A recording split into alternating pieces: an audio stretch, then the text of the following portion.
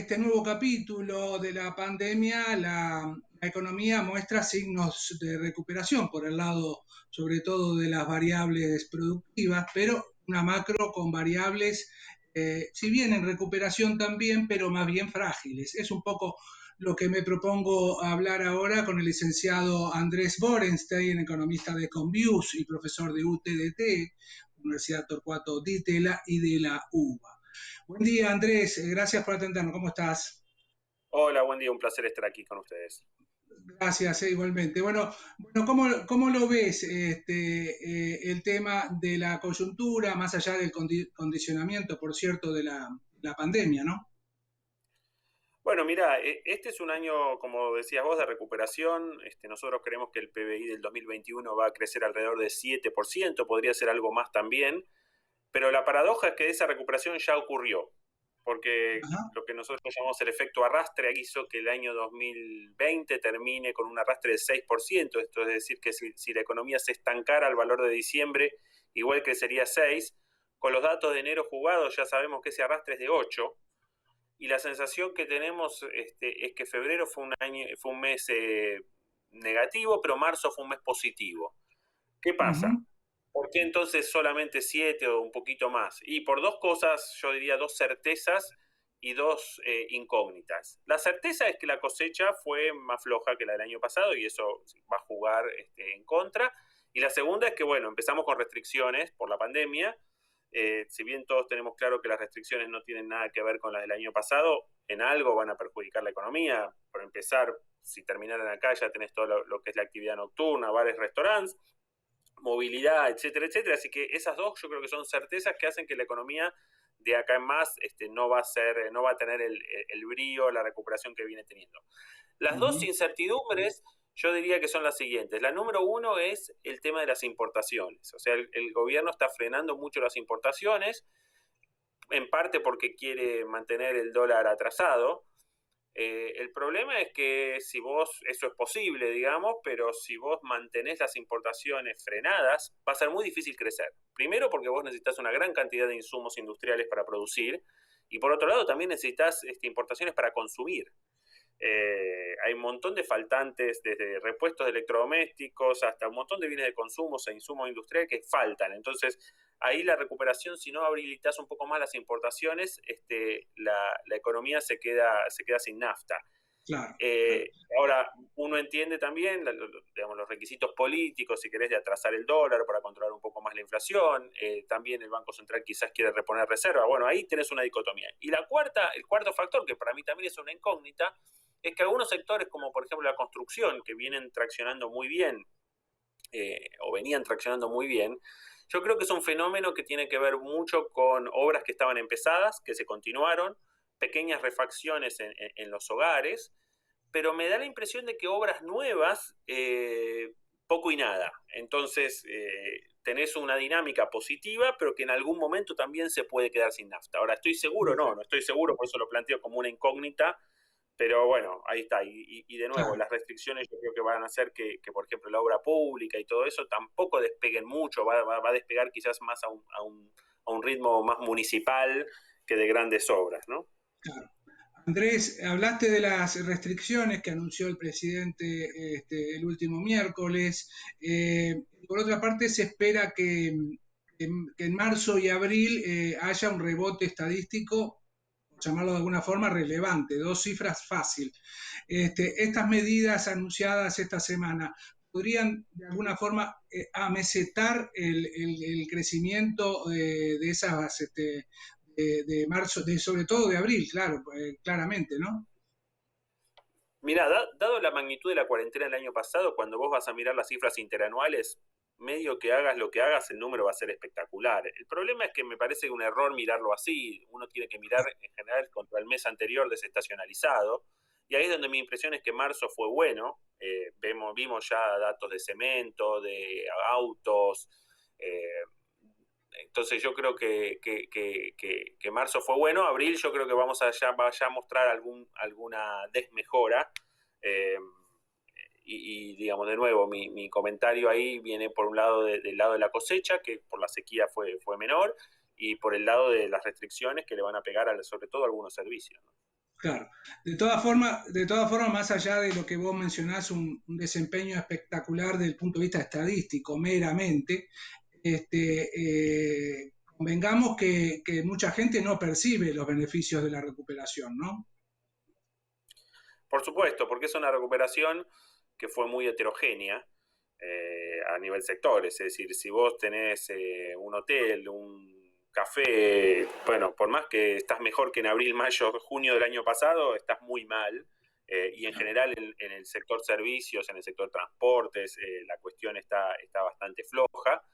Incluso en el sector industrial, en donde hay muchas industrias que a nivel ventas no están mal o a nivel producción no están mal, quizás están flojos en términos de rentabilidad, porque una de las cosas que sabemos es que en promedio la industria tiene entre el 10 y el 12% de empleados que están licenciados, porque son empleados de riesgo, por ende son gente a los cuales se les está pagando y no están viniendo a trabajar. En algunos casos puede ser fácil reacomodar la actividad productiva, en otros casos conocemos sectores o empresas que han tenido que contratar nuevo personal eventual o como fuere para reemplazar a los que justamente no pueden ir a trabajar. Si uno Claro. no está pidiendo que vayan a trabajar, lo que sí es una realidad que hay sobrecostos, ni que hablar del tema de los traslados de personal.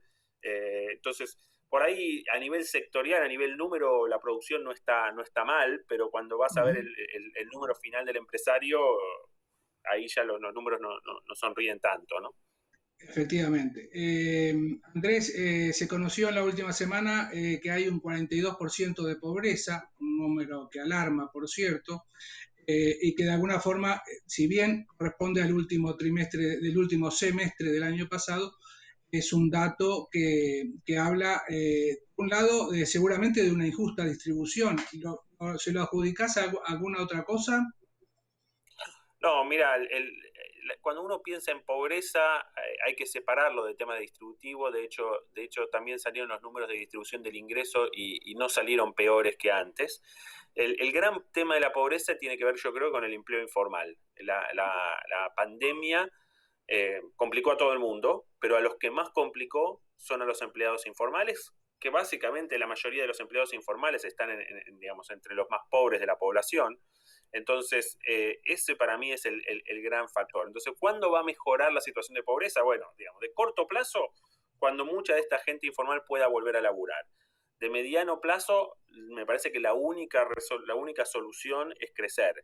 El problema es que cuando yo te digo esto, parece que te digo, bueno, yo quiero la paz mundial. Probablemente todos, vos y todos los televidentes quieran la paz mundial, como todos queremos que la Argentina crezca. Lo que pasa es que no es fácil crecer y generar empleos, requieren muchas cosas, y ahí en la pobreza yo diría dos o tres cosas importantes. Una, se requiere mucha política micro, no solo de planes, que eso también se necesita, sino también se necesita políticas de reentrenamiento para adultos, mucho foco en temas de educación y niñez. Recordemos que 42% de la población es pobre, pero 57,7% de los menores de 15 son pobres, y ese número llevado al conurbano te da alrededor de 70%, entonces hay que hacer mucho foco en ese sector.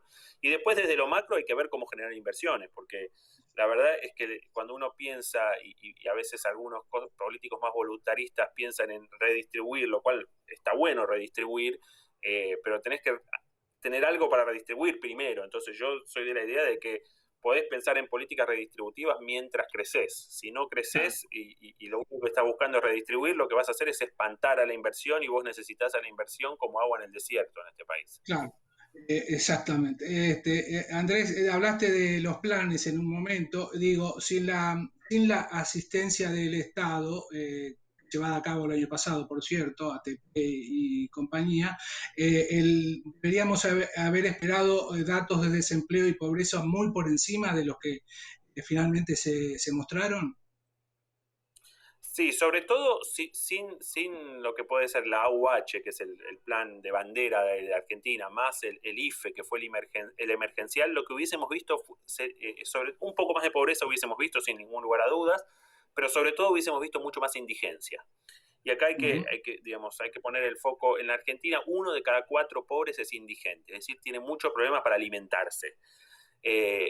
previo a toda esta generación de planes, cuando vas a la crisis del 2002, por ejemplo, veías que el 54% de pobreza se correspondía con un 27% de indigencia, es decir, 1 de cada 2 pobres tenía esos problemas de alimentación. Entonces yo creo que todas esas políticas, tanto la permanente como la emergencial, ayudaron a que ese cociente de indigentes baje de 1/2 a 1/4, y eso es una buena noticia. Claro. Pero como te digo, necesitas mucho más que eso, necesitas políticas focalizadas, y también hay que decir, es muy difícil hacer políticas focalizadas en la pandemia, digo, más allá de que no sé si el Estado tiene la capacidad de gestión para hacerlas en tiempos normales, pero en tiempos como este es doblemente difícil.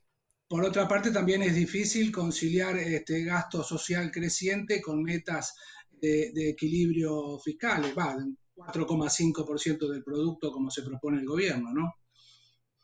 Por supuesto, bueno, yo creo que en la emergencia de la pandemia vale todo, y algo parecido pasó en todos los países del mundo, que tuvieron que aumentar su gasto social bárbaramente.